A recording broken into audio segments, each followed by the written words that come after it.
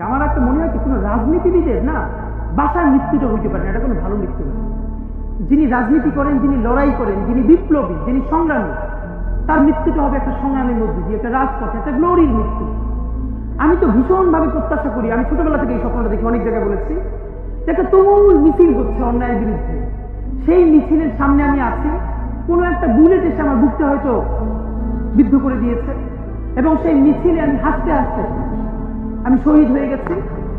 এবং সবাই যখন মৃত্যুটাকে ভীষণ ভয় পায়, আমি তখন হাসতে হাসতে আল্লাহর কাছে ভীষণ সন্তুষ্টি নিয়ে পৌঁছতে চাই যে আমি একটা ন্যূনতম ওই জীবনটা লিড করতে পারলাম, যে আমি একটা ইনসাফের হাসি নিয়ে আমি আমার আল্লাহর কাছে পৌঁছতে চাই। আমার একটা মনে হয় কি কোনো রাজনীতিবিদের না বাসার মৃত্যুটা হইতে পারে না, এটা কোনো ভালো মৃত্যু না। যিনি রাজনীতি করেন, যিনি লড়াই করেন, যিনি বিপ্লবী, যিনি সংগ্রামী, তার মৃত্যুটা হবে একটা সংগ্রামের মধ্যে দিয়ে, একটা রাজপথে, একটা গ্লোরির মৃত্যু। আমি তো ভীষণভাবে প্রত্যাশা করি, আমি ছোটবেলা থেকে এই স্বপ্নটা দেখি, অনেক জায়গায় বলেছি, যে একটা তুমুল মিছিল হচ্ছে অন্যায়ের বিরুদ্ধে। সেই মিছিলের সামনে আমি আছি, কোনো একটা বুলেট এসে আমার বুকটা হয়তো বিদ্ধ করে দিয়েছে, এবং সেই মিছিলে আমি হাসতে হাসতে আমি শহীদ হয়ে গেছি।